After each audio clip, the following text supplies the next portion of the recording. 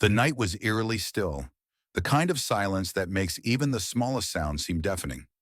Officer Bradley Porter stood motionless, his gun trembling in his hands. The smell of gunpowder hung heavy in the air, mixing with the crisp night breeze.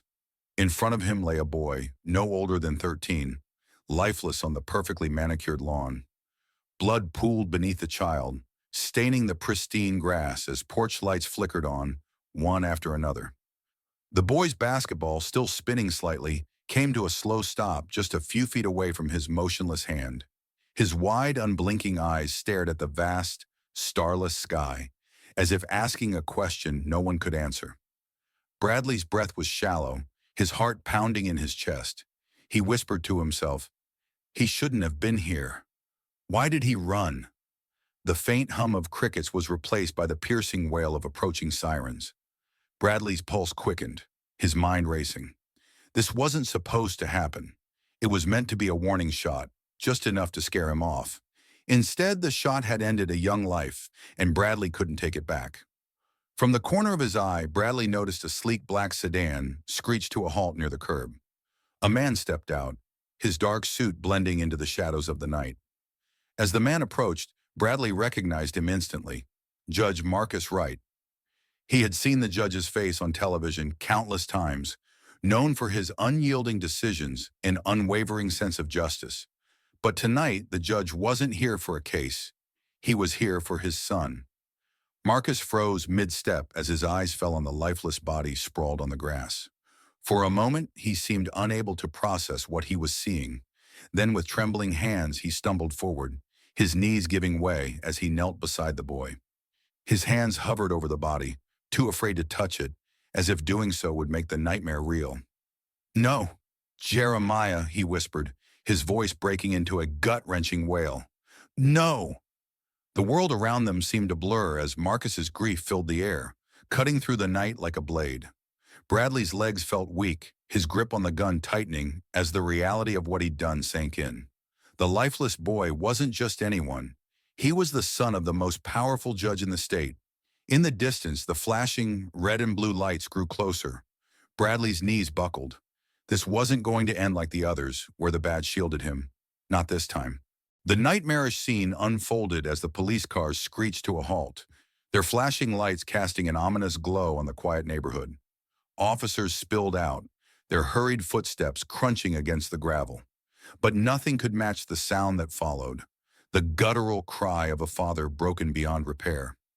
Judge Marcus Wright cradled his son's head in his hands, his tailored suit stained with blood as he whispered, "Wake up, Jeremiah.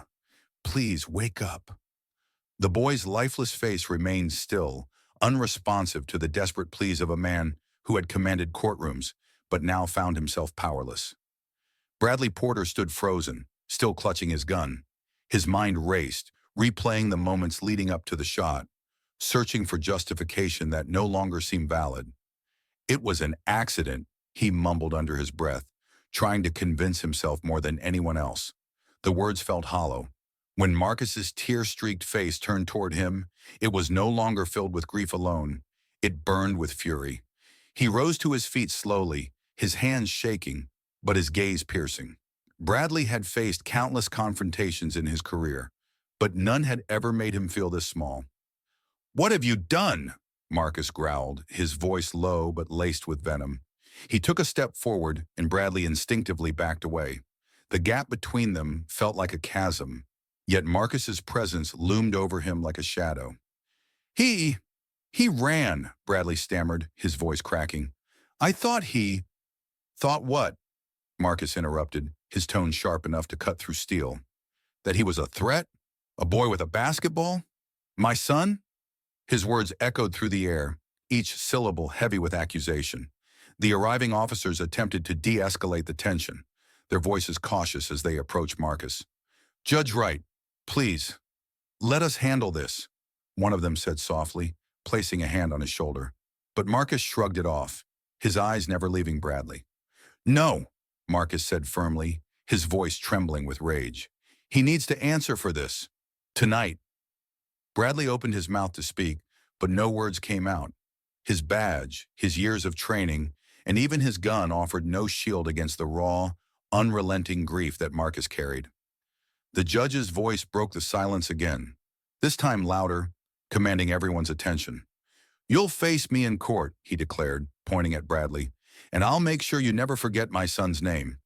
The officers exchanged uneasy glances, their hands hovering near their belts. The scene was charged with tension, the kind that could ignite with a single spark. One officer cautiously stepped forward, addressing Bradley directly. "Officer Porter, we need you to hand over your weapon and badge." For a moment, Bradley hesitated, his grip tightening on the gun. He had never been on this side of the law, and the weight of it was suffocating. Slowly, his fingers loosened, and he handed over his weapon, the metallic clink echoing in the still night. As he was escorted toward the squad car, Bradley glanced back at Marcus. The judge stood like a statue, his fists clenched and his jaw tight. Behind him, an ambulance arrived, its medics carefully lifting Jeremiah's body into a stretcher. The sound of the body bag zipping up sent a chill through the air, a somber finality that no one could ignore. Bradley's heart sank further as he was pushed into the back seat of the squad car. Through the window, he saw Marcus kneeling once more, his shoulders shaking as Helena Wright, Jeremiah's mother, arrived at the scene. She collapsed beside her husband, her screams piercing the night. Their daughter Maya appeared moments later, guided by a neighbor. She stood frozen, her eyes wide as she took in the horrific sight. "Jeremiah," she whispered, her voice breaking as tears streamed down her face. Inside the car, Bradley buried his face in his hands. This was no longer about protocol, excuses, or procedures. He had killed a child, a judge's child, and for the first time in his career, he felt the crushing weight of consequences looming over him. As the squad car pulled away, Bradley couldn't shake the image of Marcus's eyes, the eyes of a man who had lost everything but still promised to fight with everything he had left. The day had started like any other in the Wright household. The aroma of Helena's cooking filled the air as she prepared breakfast while humming softly to herself. Upstairs, Maya bickered with Jeremiah about who would finish the last pancake. It was the kind of playful argument that made their house feel alive. Jeremiah was a typical 13-year-old, full of energy and optimism. He had big dreams of becoming an engineer one day, and his love for basketball was unmatched. That evening, he had one thing on his mind, playing a quick game at the community court before dinner. He grabbed his ball, laced up his sneakers, and promised his mom he'd be back by 7 p.m. "Don't be late, Jeremiah," Helena called out as he bounded out the door. "We're eating together tonight." "I won't, Mom. Promise," he shouted back, dribbling his basketball down the driveway. The community court was Jeremiah's sanctuary. He'd spend hours practicing his shots, imagining the crowd cheering as he hit the game-winning basket. That evening, as the sun dipped below the horizon, the court lights flickered on, casting a warm glow over the asphalt. Meanwhile, across town, Officer Bradley Porter was starting his shift. Sitting in his patrol car, he sipped coffee and scrolled through his phone, half listening to the radio chatter. Calls about minor disturbances and trespassing in gated communities were routine for him. Most of the time, they ended with nothing more than a warning. At 6:45 p.m., the call came in. "Suspicious individual reported near the Maplewood gated community," the dispatcher announced.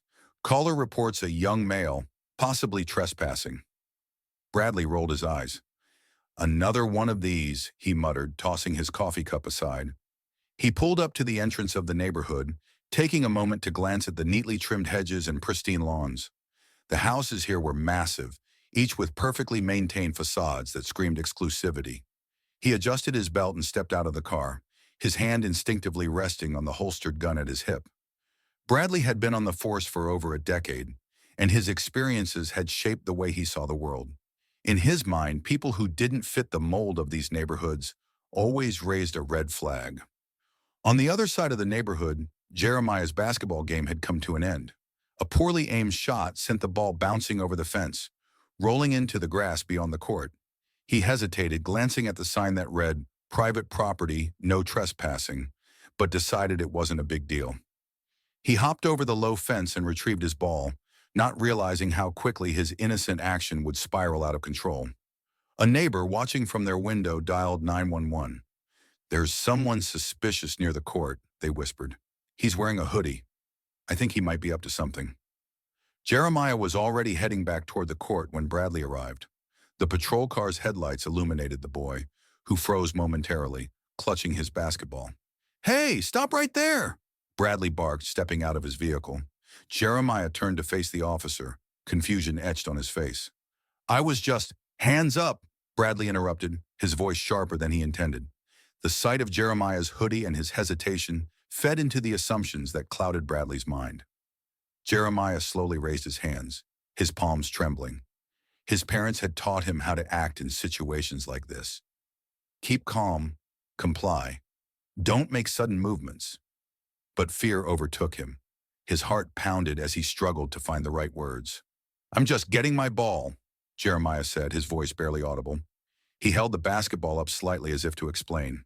"Stay where you are," Bradley snapped, his hand now gripping his gun. The tension in the air was palpable, suffocating. Jeremiah instinctively took a step back, his fight-or-flight response kicking in. "Don't move!" Bradley shouted, his voice rising. Adrenaline surged through his veins as he misinterpreted Jeremiah's hesitation as defiance. Jeremiah panicked. He turned to run, his mind screaming for him to get away. But in that split second, Bradley made his decision. He drew his weapon and fired. The sound of the gunshot echoed through the neighborhood, silencing the hum of the crickets. Jeremiah collapsed onto the grass, the basketball rolling out of his hands. For a moment there was nothing but silence. Then porch lights flickered on one by one as neighbors stepped outside, their curious expressions turning to horror. Bradley stood there, his gun still drawn, staring at the lifeless body on the lawn. His mind raced, trying to justify what had just happened. He shouldn't have run, he muttered to himself, but the words felt hollow.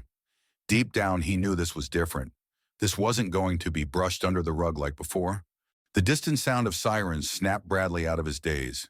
He hadn't noticed the black sedan pulling up until it was too late. As the car door opened, the figure stepping out made his heart drop. It was Judge Marcus Wright. The moment Judge Marcus Wright stepped out of his car, the tension in the air thickened. The flashing red and blue lights painted his face in alternating shades of dread and anger as his eyes locked on the lifeless body of his son. For a moment, he stood frozen, unable to comprehend the scene before him. Then a guttural cry erupted from his chest as he rushed forward. "Jeremiah!" he shouted, collapsing to his knees beside his son. His hands hovered over the boy's bloodied chest, trembling as though touching him would shatter whatever hope he had left. The basketball lay forgotten a few feet away, its surface glinting under the streetlights. The sound of Marcus's grief broke through the murmurs of the gathering neighbors, silencing them. Officers arriving on the scene exchanged uneasy glances, unsure of how to proceed. One of them stepped toward Bradley, whispering urgently, "You need to stand down." "This is serious." Bradley stood rigid, his mind a whirlwind of conflicting thoughts. He hadn't intended for this to happen. It was supposed to be a simple call, nothing out of the ordinary. His heart pounded as he tried to steady his breathing. "It was a warning shot," he muttered, as if saying it aloud would make it true. Marcus slowly raised his head, his tear-streaked face contorted with a mixture of anguish and rage. His sharp gaze locked onto Bradley, and the officer felt his stomach churn. "You!" Marcus growled, his voice low and menacing. "You did this!" The officers nearest to Marcus stepped forward cautiously. "Judge Wright, please, let us handle this," one of them said, trying to de-escalate the situation. "Handle this?" Marcus snapped, his voice rising. He stood, his fists clenched at his sides. "You expect me to trust the system that allowed this man to kill my son?" The officers hesitated, their training unable to prepare them for the raw power of a grieving father's fury. Marcus took a step toward Bradley, and for the first time in his career, the officer felt defenseless. "Say something," Marcus demanded, his voice trembling. "Tell me why my son is lying dead on this lawn." Bradley opened his mouth, but no words came out. What could he say? That he thought Jeremiah was a threat? That he acted out of fear? Every justification he considered sounded hollow in the face of Marcus's pain. More officers arrived, forming a loose circle around the scene. One of them, a senior ranking officer, approached Bradley. "Hand over your gun and badge," he ordered, his tone firm. Bradley hesitated, gripping his gun tightly. For years, it had been his symbol of authority, his protection. Now it felt like a weight dragging him down. Slowly, he unholstered the weapon and handed it over, followed by his badge. The senior officer nodded and motioned for another officer to escort him to a squad car. As Bradley was led away, the crowd of neighbors began to murmur louder, their whispers carrying a mixture of shock and outrage. Helena Wright arrived moments later, rushing toward her son's body. She fell to her knees beside Marcus, her cries echoing through the night. "My baby! No, no, no!" Helena sobbed, clutching Jeremiah's lifeless hand. Maya arrived shortly after, her face pale as she took in the scene. She stood frozen, tears streaming down her cheeks as her parents' grief enveloped her. The ambulance arrived, and the medics carefully lifted Jeremiah onto a stretcher. The sight of his body being zipped into a black bag sent a fresh wave of anguish through Helena, who clung to Marcus as he tried to steady her. Maya stood a few feet away, hugging herself tightly, her small frame trembling. As the ambulance pulled away, its siren wailing into the distance, Marcus turned his attention back to Bradley. Even from the squad car, Bradley could feel the weight of the judge's gaze. It wasn't just a look of anger, it was a promise. "You'll pay for this," Marcus muttered under his breath. His voice was quiet, but the resolve in his tone was unmistakable. Inside the squad car, Bradley buried his face in his hands. The distant shouts of neighbors and the wails of sirens faded into the background as his mind replayed the moment over and over. He had made a decision in a split second, but now that decision would haunt him for the rest of his life. As the night wore on, the scene grew quieter. Officers began interviewing witnesses, gathering statements from neighbors who had seen or heard parts of the incident.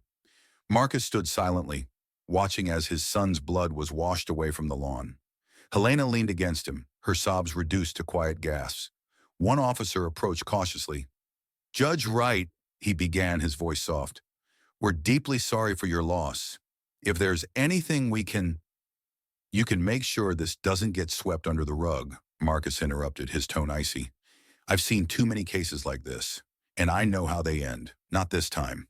The officer nodded, retreating a few steps as Marcus turned his attention to his wife and daughter. "Let's go home," he said, his voice heavy with exhaustion. "We need to be together right now." As the Wright family walked back to their car, the weight of the night hung heavily over them. Helena clutched Jeremiah's hoodie, which she had picked up from the grass, holding it close as if it were her son himself. Maya walked silently, her eyes fixed on the ground, trying to process the unimaginable. But for Marcus, the path forward was clear. This wasn't over, not by a long shot. The squad car carrying Officer Bradley Porter pulled away from the scene, its flashing lights illuminating the darkened streets. Inside, Bradley sat hunched over, his head in his hands. His mind replayed the shot, the way the boy had fallen, and the look on Judge Wright's face, a mix of grief and rage that Bradley knew would haunt him forever. The police station was unusually quiet for the late hour, but as Bradley stepped inside, the silence felt oppressive. Officers who usually greeted him with casual nods avoided his gaze. Whispers filled the air as word of the incident spread through the department like wildfire.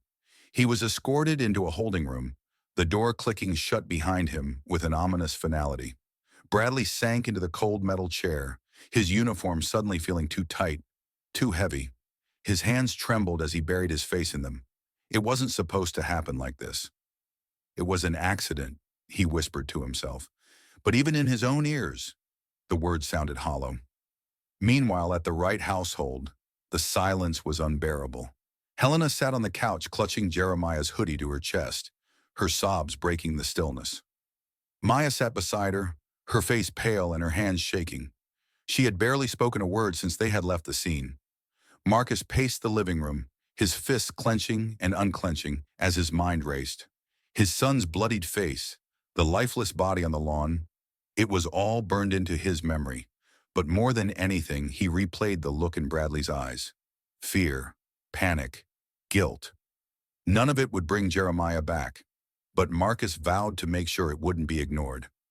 "How could this happen?" Helena whispered, her voice breaking. "He was just a boy. Marcus, he was just a boy." Marcus stopped pacing, his eyes fixed on the window. "It happened because of who he was," he said, his voice hard, because he was black in a neighborhood where they think we don't belong. That officer didn't see our son. He saw a threat. Helena's sobs grew louder as she clutched the hoodie tighter.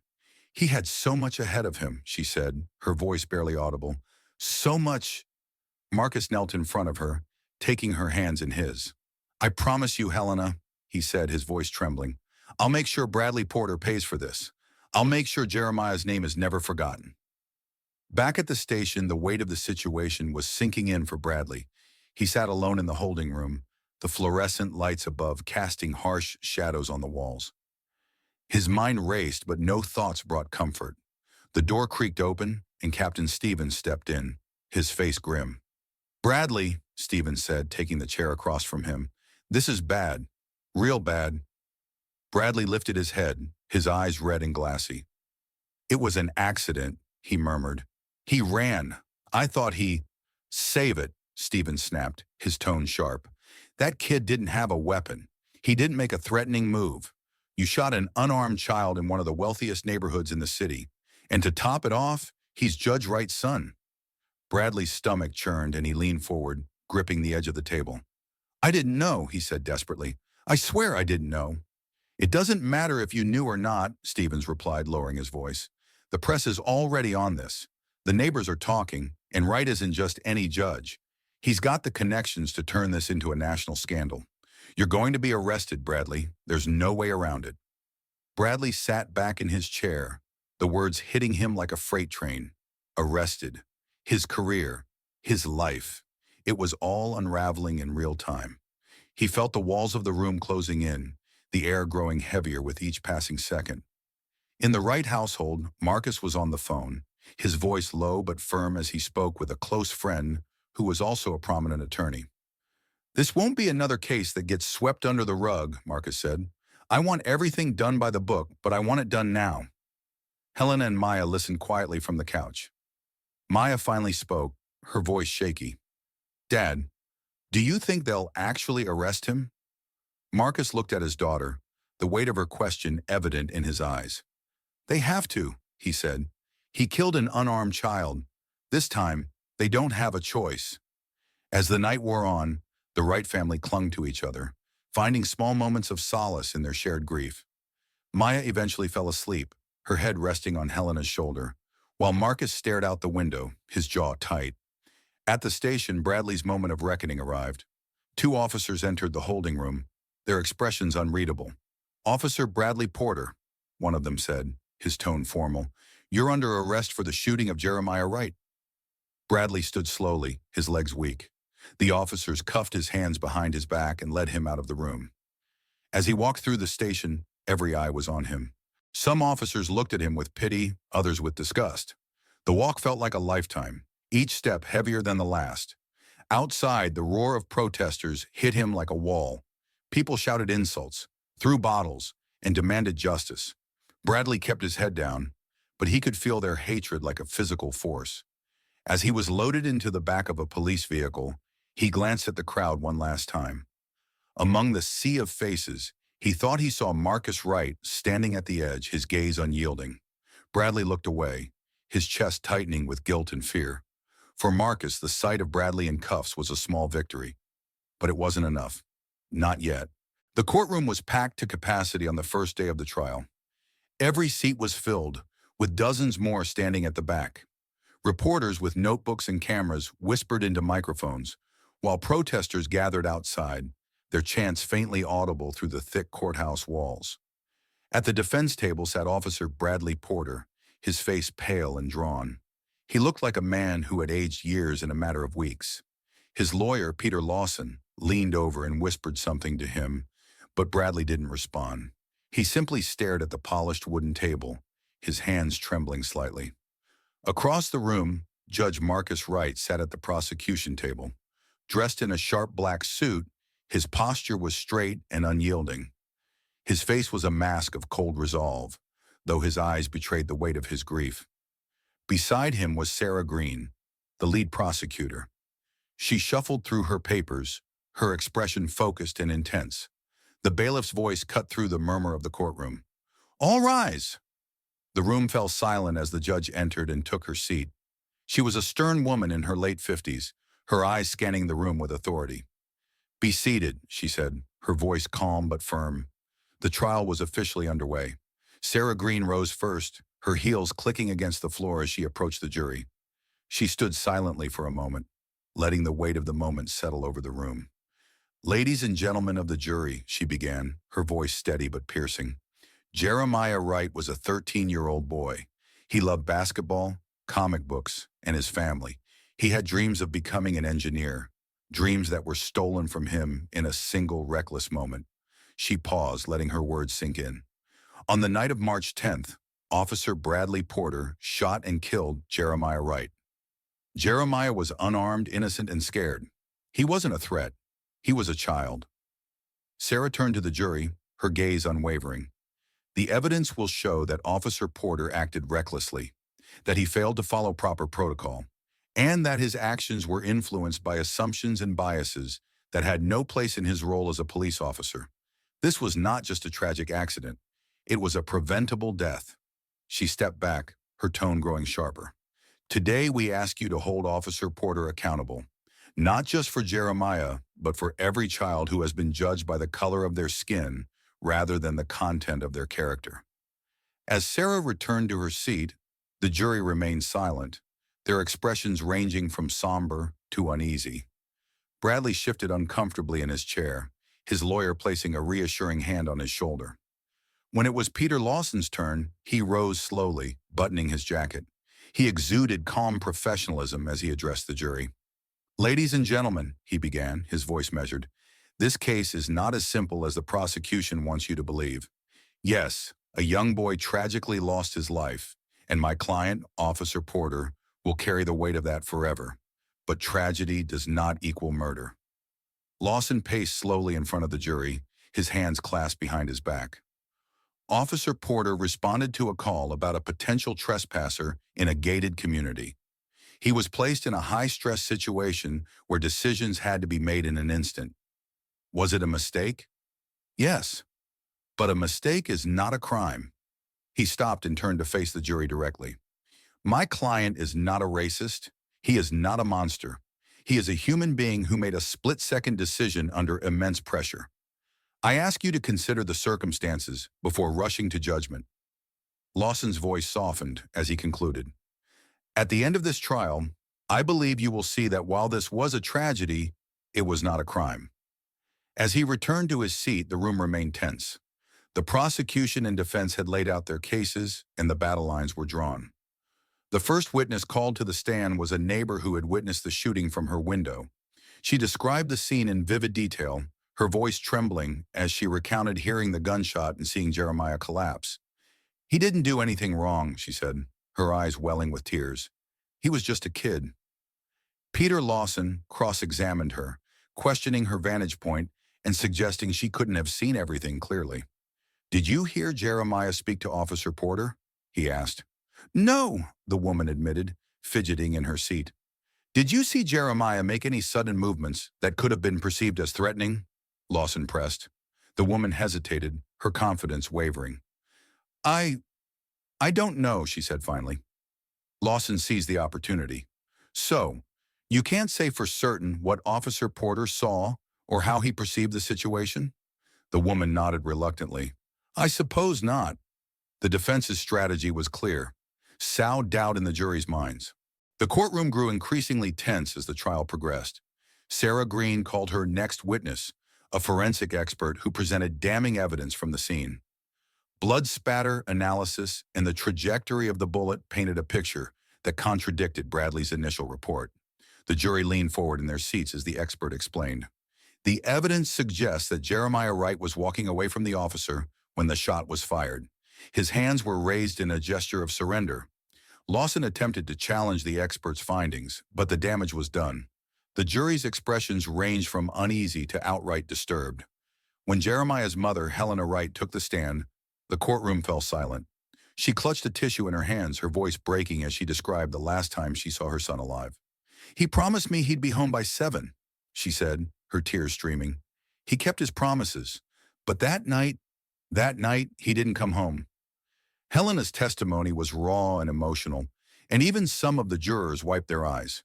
The defense chose not to cross-examine her, a tactical decision to avoid appearing insensitive. As the day wore on, the trial's stakes grew higher.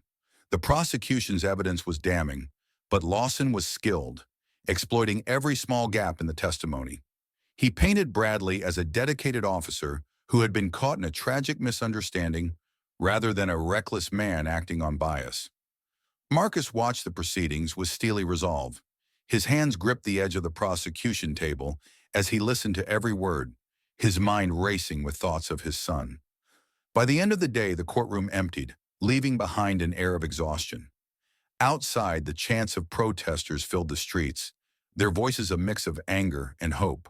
For Marcus, the trial wasn't just about justice for Jeremiah. It was about challenging a system that had failed too many families like his. And he wouldn't stop until the truth was undeniable. The streets outside the courthouse were anything but quiet. Protesters filled the sidewalks, their voices ringing out in unison. Signs reading "Justice for Jeremiah" and "Stop killing our kids" waved above the sea of heads. The air was thick with emotion, a mixture of anger, pain, and determination. National news outlets had descended upon the city, their cameras capturing every chant, every tear, and every confrontation. Reporters stood in front of the courthouse, recounting the day's trial proceedings with a sense of urgency. Social media was ablaze with the story. Hashtags like #Justice for Jeremiah and #Stop the Violence trending across platforms. Everyone had an opinion, and the nation was watching. Inside their home, the Wright family sat in the dimly lit living room. The television flickered as a reporter recounted the day's testimony. Helena clutched Jeremiah's hoodie tightly, her knuckles white as she stared at the screen. Maya sat cross-legged on the floor, scrolling through her phone. Her face was a mixture of sadness and frustration as she read the comments flooding her brother's story. "Why do people hate us so much?" Maya asked softly, breaking the silence. She didn't look up, her eyes fixed on her screen. "They're saying horrible things about Jeremiah, about us, like he deserved it." Helena's voice trembled as she spoke. "People fear what they don't understand, Maya. And some, they refuse to see the truth, even when it's right in front of them." Marcus, sitting silently in his armchair, finally spoke. His voice was calm but filled with conviction. "They're afraid of change," he said, "afraid of losing the privilege they've had for so long. But their fear won't silence us. Jeremiah deserves better." Maya's hands trembled as she set her phone down. "I just miss him so much, Dad," she whispered. "I don't know how to handle all of this." Marcus walked over to her, placing a comforting hand on her shoulder. "You handle it by standing tall, Maya," he said, "by remembering who your brother was and fighting for what he deserved. We can't let their words or their hate define us." Outside, the protests had taken on a life of their own. Celebrities tweeted their support for the Wright family, and high-profile figures joined the demonstrations. However, not everyone was on their side. Counter-protesters gathered nearby, holding signs that read, "Support our officers and stop the witch hunts." Tensions between the two groups were palpable, and law enforcement had been deployed to maintain order. Bradley Porter watched it all unfold from his jail cell. A small television in the corner played news coverage of the protests. He could hear the chants from outside, the voices growing louder as the night went on. His hands trembled as he gripped the edge of the cold metal cot. On the screen, an anchor recounted the unaltered security footage that had been presented in court earlier that day. The footage clearly shows Jeremiah Wright walking away with his hands raised before Officer Porter fired the fatal shot, the anchor said. "The video has sparked outrage across the nation, with many calling for systemic reforms in policing." Bradley turned away from the screen, his stomach churning. The weight of his actions pressed down on him like a vice. He had always thought of himself as someone who served and protected, but now the world saw him as a monster, and part of him was starting to believe it. Back outside the courthouse, the protests intensified. Maya and Helena had joined the crowd, standing shoulder to shoulder with strangers chanting Jeremiah's name. For Maya, it was overwhelming, but also strangely empowering. For the first time since her brother's death, she felt a sense of unity, a collective demand for justice. "Maya," a young protester called out, recognizing her, We're here for you, for your family. Maya nodded, tears streaming down her face. Thank you, she managed to say, her voice barely audible. One of the protest leaders handed Maya a megaphone. She hesitated, unsure of what to say, but the crowd's encouragement gave her the strength to speak. She raised the megaphone and took a deep breath. My brother was only 13, she began, her voice shaking but growing stronger with each word. He loved basketball. He wanted to be an engineer, and he didn't deserve to die. None of our kids deserve this. We're here today because we're tired of losing our loved ones. We're tired of excuses. We're tired of being ignored. And we won't stop until there's real change. The crowd erupted into cheers, chanting, "Justice for Jeremiah," louder than ever. Maya handed the megaphone back, her heart pounding. For the first time, she felt like she was truly doing something for her brother. Back in the ride home later that night, Marcus and Helena watched a live broadcast of the protests. The sight of Maya standing before the crowd filled them with pride, but it also broke their hearts. She's so strong, Helena said softly, but I hate that she has to be. Marcus nodded, his jaw tight. None of this should have happened, but if there's one thing I know, it's that Maya's strength will inspire others. She's giving people hope. The camera panned to the courthouse steps, where a memorial for Jeremiah had been set up. Candles flickered beside photographs of him smiling, holding his basketball. Flowers and handwritten notes surrounded the makeshift shrine, each one a reminder of the life that had been lost. Inside the police department, discussions about damage control were already underway. The chief of police addressed his officers in a closed meeting, his face pale with stress. This case is putting us under a microscope, he said. We need to cooperate with the investigation and show the public that we're committed to accountability. Some officers grumbled, while others nodded in agreement. But the room was filled with tension. Everyone knew this case wasn't just about Bradley Porter, it was about the entire system. As the night wore on, the city seemed to simmer with a volatile energy. The protests showed no signs of slowing, and every voice in the crowd demanded one thing: justice. The courtroom buzzed with quiet murmurs as the trial resumed the following morning. The tension in the air was palpable, every person in the room aware that the stakes were climbing higher with each passing day. Reporters whispered updates into their microphones, and the jury sat stiffly, their expressions grim but focused. At the prosecution table, Marcus Wright sat beside Sarah Green, who shuffled through a thick folder of documents. Her face was serious, but her eyes gleamed with determination. Today would be different. Today they had something that would change everything. The judge entered, and the room fell silent. Court is now in session, the bailiff announced, his voice echoing through the chamber. Everyone rose, then sat, the quiet rustle of clothing the only sound. Sarah stood, her heels clicking softly as she approached the bench.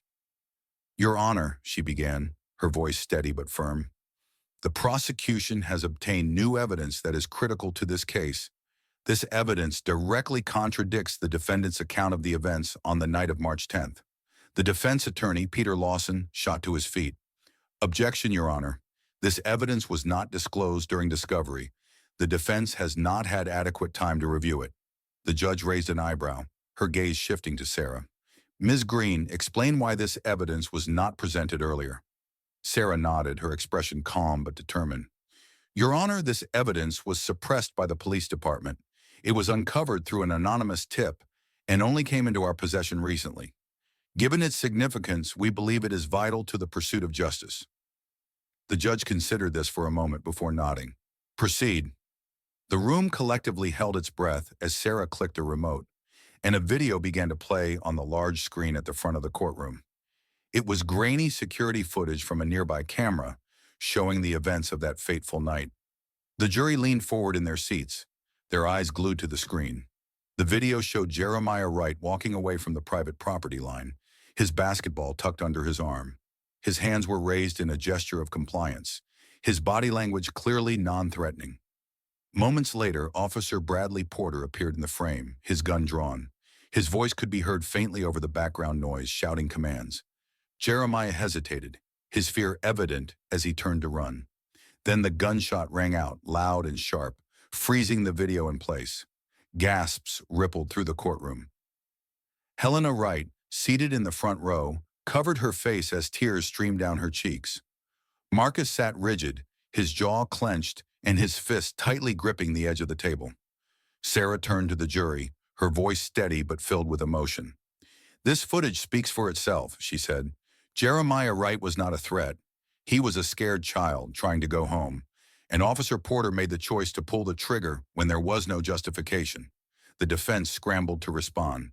Peter Lawson stood, his face pale but composed. "Your Honor, while this footage is compelling, it does not account for the full context of the situation.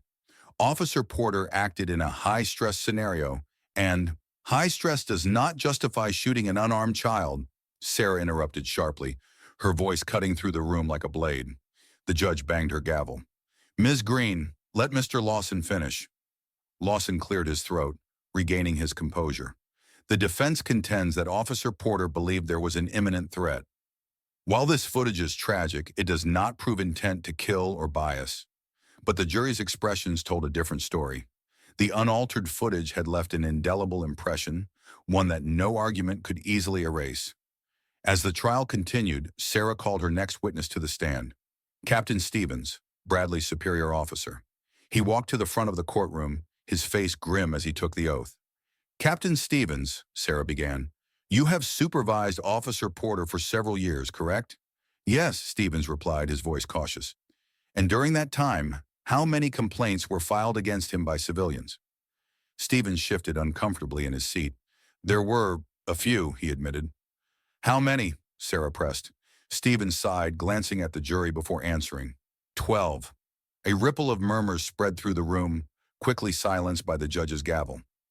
"And how many of those complaints were related to racial profiling or excessive force?" Sarah asked, her tone growing colder.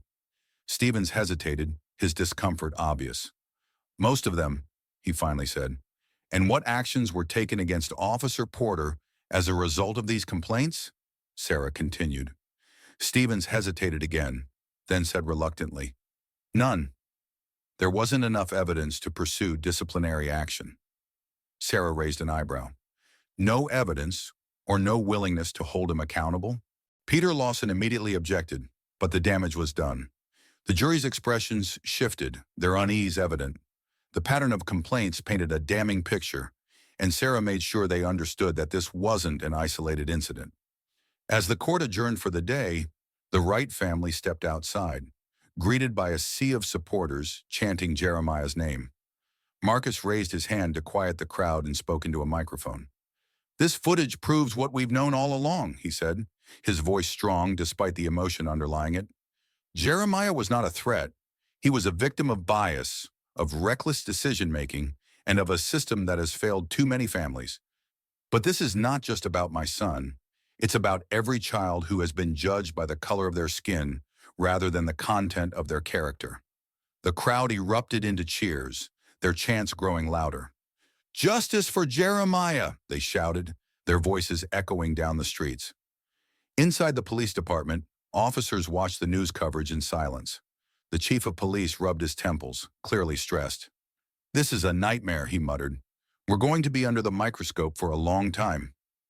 Meanwhile, in his cell, Bradley Porter sat on the edge of his cot, his head in his hands.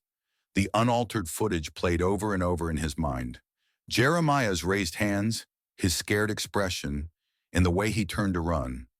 It was all burned into Bradley's memory. No excuse he could think of could undo the damage.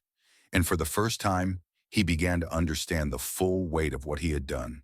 The courtroom was silent as the prosecution called its next witness. Helena Wright walked slowly to the stand, clutching a folded tissue in her trembling hands. Her face bore the exhaustion of sleepless nights, and her red, swollen eyes reflected the grief she carried. Marcus watched her intently from his seat, his jaw tight and his hands gripping the edge of the table. "Mrs. Wright," Sarah Green began, her voice soft and measured, "can you tell the court about Jeremiah?" Helena took a deep breath, steadying herself. "He was my baby," she said, her voice breaking. "Jeremiah was kind, smart, and full of life. He loved basketball, comic books, and helping his sister with her homework. He dreamed of becoming an engineer." She paused, dabbing her eyes with the tissue. "That night, he was just playing basketball. He promised me he'd be home for dinner by 7, but her voice faltered and she looked away, unable to finish. Sarah stepped closer, her tone gentle but firm. Take your time, Mrs. Wright. What happened after 7? Helena swallowed hard, her tears falling freely now. He didn't come home. I thought maybe he'd lost track of time. But then Marcus got a call. She stopped, covering her face as a sob escaped her. And we found out. Her words trailed off, and the courtroom remained painfully silent, the weight of her testimony settling over everyone present. Sarah gave her a moment to compose herself before continuing. When you arrived at the scene, Sarah asked gently, what did you see? Helena closed her eyes as if trying to block out the memory. I saw my son, lying on the grass, blood everywhere. He wasn't moving. He wasn't breathing. Her voice cracked as she whispered, I knew he was gone. Sarah nodded, stepping back slightly to give Helena space. Thank you, Mrs. Wright, she said softly. No further questions. Peter Lawson rose, buttoning his jacket as he approached the stand. He spoke carefully, his voice low and measured. Mrs. Wright, I am deeply sorry for your loss. I can't imagine the pain you're feeling, but I do have a few questions. Helena's gaze hardened as she looked at him, her grief momentarily overshadowed by a flicker of defiance. Would you agree that Officer Porter was responding to a call about a suspicious individual? Lawson asked. Helena nodded reluctantly. That's what they said. And is it possible, Lawson continued, that Officer Porter believed your son posed a threat, even if that belief turned out to be incorrect? Helena's lips tightened. Jeremiah wasn't a threat. He was a child. Anyone could see that. Lawson pressed further. But isn't it also true that Jeremiah ran when confronted by Officer Porter? Could that have been perceived as suspicious? Helena's hands clenched into fists. He was scared, she snapped. He ran because he was terrified. Wouldn't you be if someone pointed a gun at you? The tension in the room was palpable. Lawson hesitated for a moment before stepping back. No further questions, he said quietly. Helena left the stand, her shoulders shaking as Marcus wrapped an arm around her. The jury watched her intently, some of their expressions tinged with sympathy, others with uncertainty. The next witness was Maya Wright. She walked to the stand with her head held high, but her hands trembled as she gripped the edges of the seat. The courtroom seemed to hold its breath as Sarah began her questioning. Maya, Sarah said gently, can you tell us about your brother? Maya nodded, her voice steady despite the quiver in her tone. Jeremiah was the best brother anyone could ask for. He was funny, smart, and always looked out for me. He used to help me with math homework even when I didn't want it. A faint smile crossed her lips, but it quickly faded. He didn't deserve what happened to him. He didn't do anything wrong. Sarah placed a hand on the podium. What has life been like for you and your family since Jeremiah's death?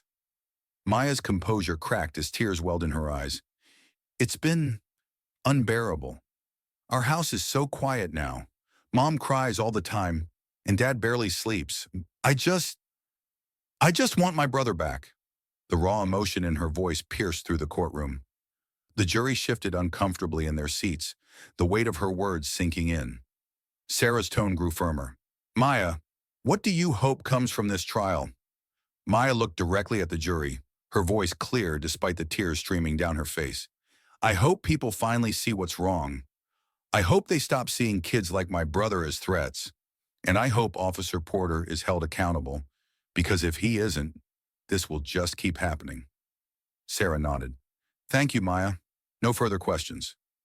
Peter Lawson rose, his expression carefully neutral. Maya, I'm very sorry for your loss. I can't imagine the pain you're feeling, but I do have a few questions. Maya's eyes narrowed slightly as she braced herself. Do you think it's possible, Lawson began, that Officer Porter didn't intend to harm your brother, but made a tragic mistake in a high-stress situation? Maya's jaw tightened. Maybe he didn't mean to, but that doesn't change what he did. Lawson pressed on. Would you agree that your brother's decision to run might have added to the confusion of the situation? Maya's voice rose, anger flashing in her eyes. He ran because he was scared. How is that his fault? Lawson hesitated, sensing he was losing the jury's sympathy. "No further questions," he said quickly, returning to his seat. As Maya left the stand, Marcus gave her a reassuring nod. She had spoken with more courage than many adults in that room. The next witness was an expert on racial bias in policing, Dr. Evelyn Carter. She presented data showing how officers disproportionately used excessive force against black individuals, particularly unarmed boys and men. Her testimony was factual but compelling, painting a broader picture of systemic issues that contributed to Jeremiah's death. Officer Porter's actions are not isolated, Dr. Carter concluded. They are part of a larger pattern, a culture that views black bodies as inherently threatening, regardless of their actions. Lawson attempted to discredit her testimony, arguing that systemic issues were irrelevant to the specific circumstances of the case. But Dr. Carter's words lingered in the air, resonating with the jury. By the end of the day, the courtroom was heavy with emotion. The Wright family sat quietly, holding each other's hands as the crowd began to disperse. Outside, the protests grew louder, their chants echoing through the night. For Marcus, the testimonies had been powerful, but he knew the battle was far from over. As he looked at the jurors filing out, he silently hoped they had truly heard the voices of his family. The courtroom was quieter than it had been throughout the entire trial. Every breath, every shift in a chair, every nervous tap of a shoe seemed magnified. The jury had returned from deliberation, and now all eyes were fixed on the foreperson holding the verdict in their trembling hands. The atmosphere was electric, a mixture of dread and anticipation hanging over everyone in the room. At the defense table, Bradley Porter sat pale and visibly shaken, his hands clasped tightly together, his knuckles white. Beside him, Peter Lawson whispered a few last words of reassurance, though the seasoned lawyer himself looked uncertain. Across the room, Marcus Wright sat with his family. Helena clutched a handkerchief in one hand and her husband's arm with the other. Maya sat between them, her face stoic, but her eyes betraying the storm of emotions she felt inside. The judge entered, her expression as unreadable as ever. "All rise," the bailiff announced. Everyone stood, their movements stiff and hesitant, then sat when prompted. "Has the jury reached a verdict?" the judge asked, her voice steady but echoing with the weight of the moment. "Yes, Your Honor," the foreperson replied, rising slowly. A folded piece of paper was handed to the bailiff, who passed it to the judge. The room held its collective breath as the judge unfolded the paper and read the verdict aloud. "We, the jury, find the defendant, Officer Bradley Porter, guilty of second-degree murder." For a moment there was silence. The words hung in the air, heavy and final. Then the reaction rippled through the room. Gasps, muffled sobs, and murmurs broke the silence as the reality of the decision settled in. Helena let out a cry of relief, burying her face in Marcus's chest as tears streamed down her cheeks. Maya sat frozen, her hands covering her mouth as her wide eyes filled with tears. At the defense table, Bradley's head dropped into his hands. His shoulders slumped, and the weight of the verdict seemed to crush him. Peter Lawson leaned over to whisper something, but Bradley didn't respond. He couldn't. The world around him felt distant, blurred by the pounding in his ears and the sinking realization that his life as he knew it was over. Marcus sat motionless for a moment, processing the words he had been waiting to hear. Slowly he stood, his hand resting gently on Helena's shoulder. He closed his eyes and whispered, "Justice." The judge addressed the courtroom, her voice cutting through the noise. "Order in the court. Sentencing will be scheduled at a later date. Court is adjourned." As the gavel struck, reporters scrambled to relay the news, their voices overlapping as they described the scene. The Wright family stood together, holding one another tightly as they prepared to leave. The weight of the victory was bittersweet. Jeremiah was still gone, and no verdict could ever bring him back. Outside the courthouse, the crowd of protesters erupted into cheers when the news reached them. "Justice for Jeremiah," they chanted, their voices echoing through the streets. Signs waved in the air, and strangers embraced, sharing a collective moment of relief and triumph. The chants grew louder, their unity a powerful symbol of hope and change. But amid the celebration, there were also pockets of resistance. A small group of counter-protesters stood nearby, holding signs that read, "Support our officers," and shouting their disapproval. Police officers lined the streets, maintaining a tense but calm order as the two groups exchanged words. The Wright family emerged from the courthouse, stepping into the deafening roar of the crowd. Cameras flashed, reporters shouted questions, and supporters reached out to shake their hands. Marcus raised a hand to quiet the crowd and stepped forward to address them. "This verdict is a step forward," he began, his voice steady but filled with emotion.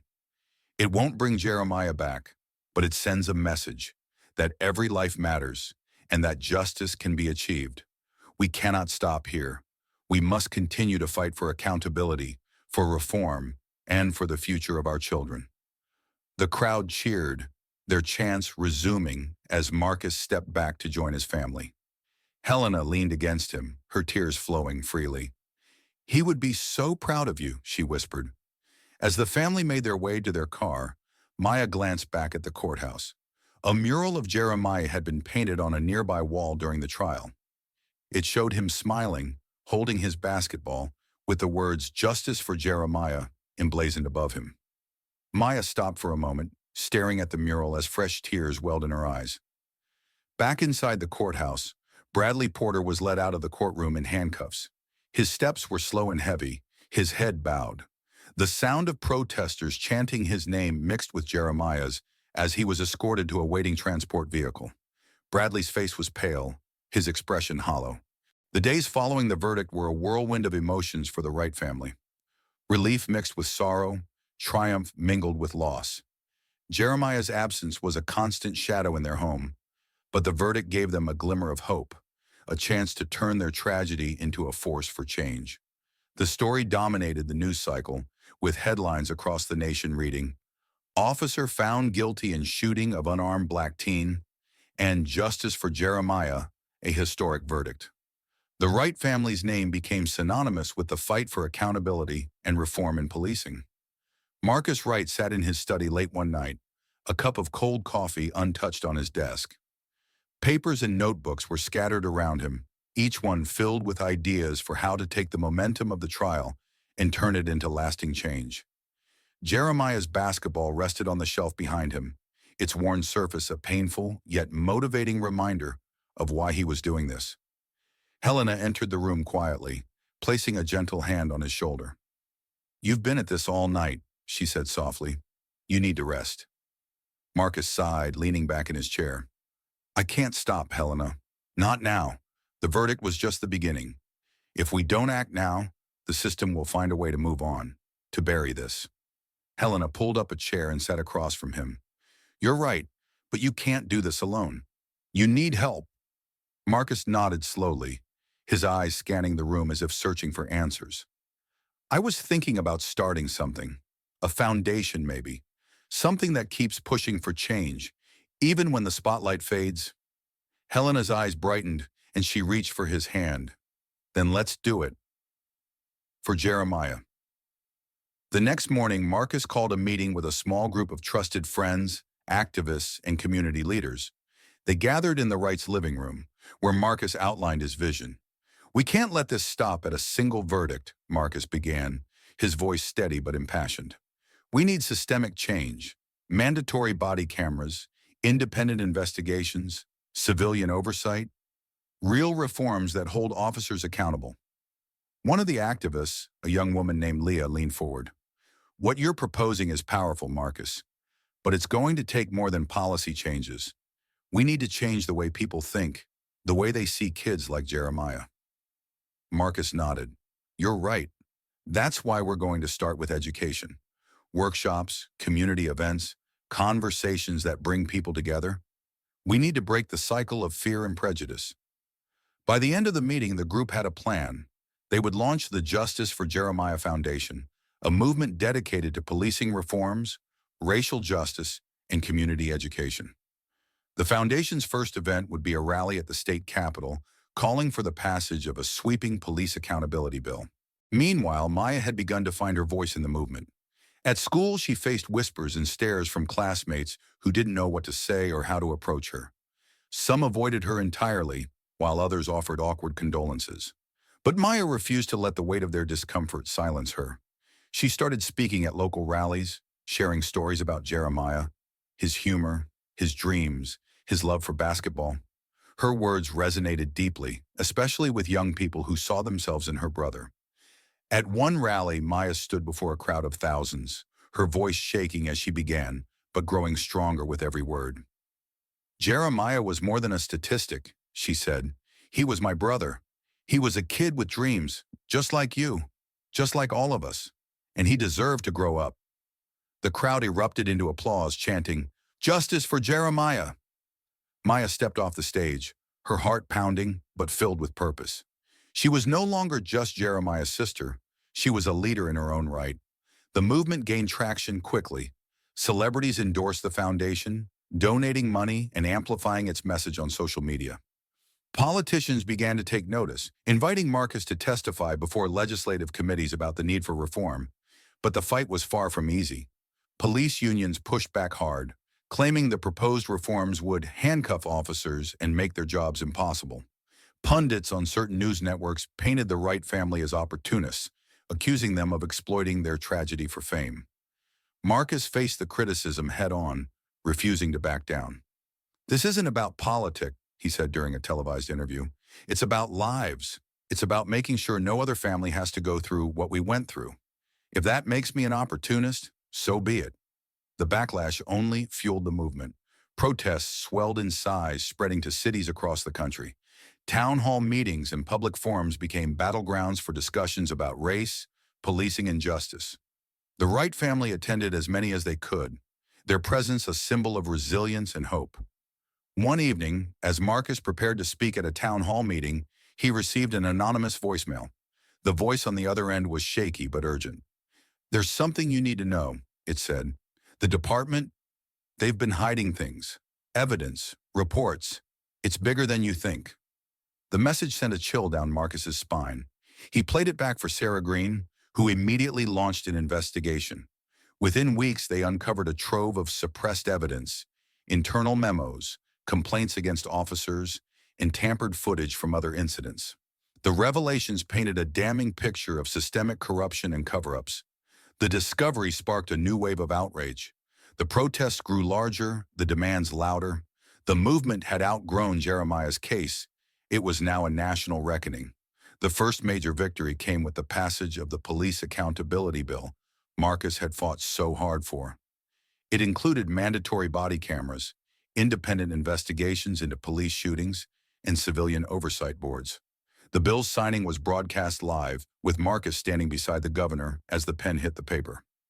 "This is for Jeremiah," Marcus said during the ceremony, his voice breaking, "and for every child like him.